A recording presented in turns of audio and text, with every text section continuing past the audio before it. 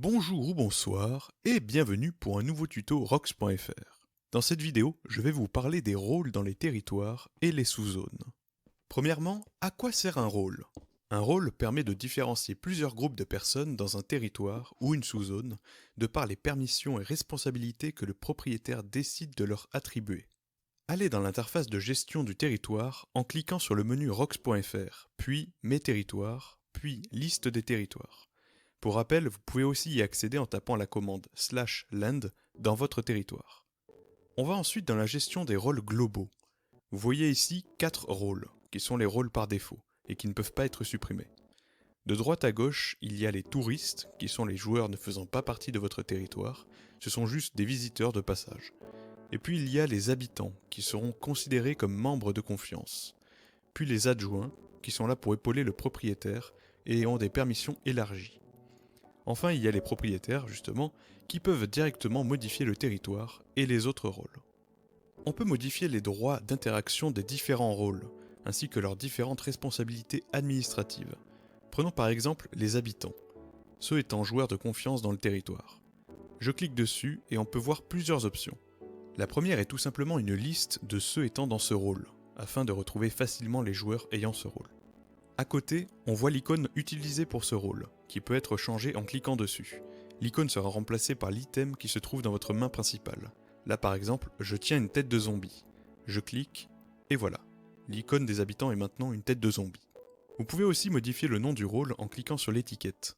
Appelons donc les habitants autrement. Je clique dessus, et j'indique le nouveau nom dans le chat. Je vais les appeler les bros. On peut voir la modification dans la liste des rôles. On peut aussi modifier les permissions du rôle concernant les mécanismes du territoire. En cliquant dessus, on peut voir plusieurs mécanismes à configurer.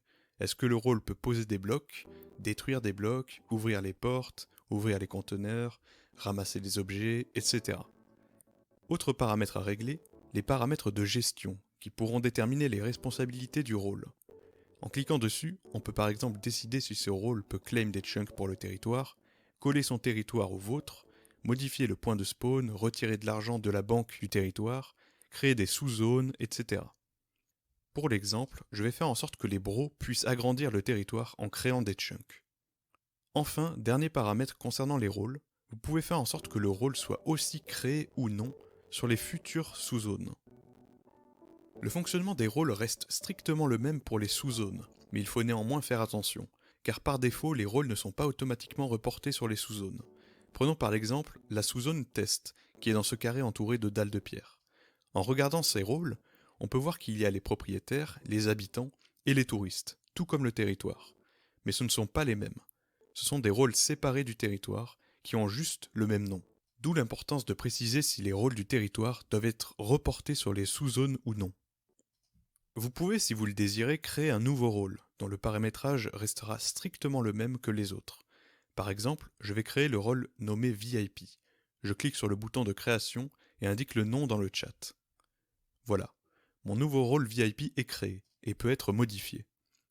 À savoir, seuls les rôles que vous avez créés peuvent être supprimés. Les rôles de base ne peuvent pas l'être.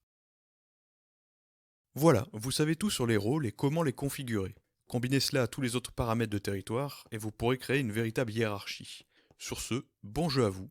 A plus. Rox, il faut l'essayer si tu as jamais joué. On s'en fout d'être pas à jour.